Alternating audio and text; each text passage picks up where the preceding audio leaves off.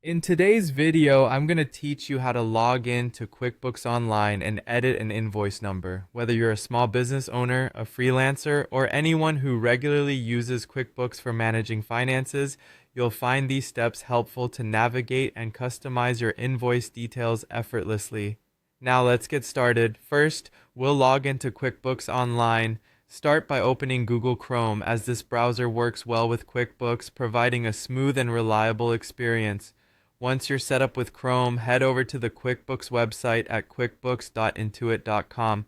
Once you're on the home page, look for the Sign In button and click it. You'll be prompted to enter your credentials. Simply type in your username and password to securely access your account. Remember, keeping your login information safe is crucial, so consider using a password manager if you have one. Now that you're logged in, you'll find yourself at the QuickBooks dashboard. From this central hub, navigate to the left-hand side menu where the Sales section is located. Click on Sales and a drop-down menu will appear, from which you'll select Invoices. This section acts as a comprehensive overview of all your current and past invoices in QuickBooks. From here, let's find the specific invoice you want to edit.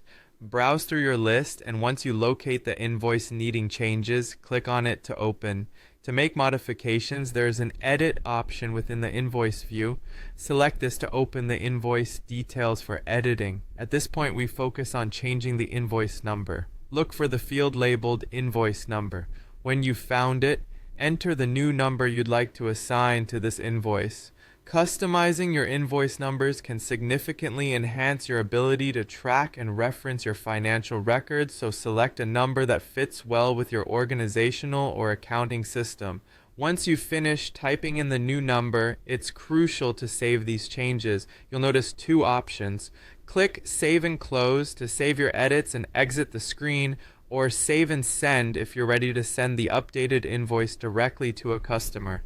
It's essential to ensure your changes are saved to avoid any data loss or additional work later on. For those who want a more customized process moving forward, there's an optional yet handy tip. You might want to enable settings that allow manual editing of invoice numbers in future transactions.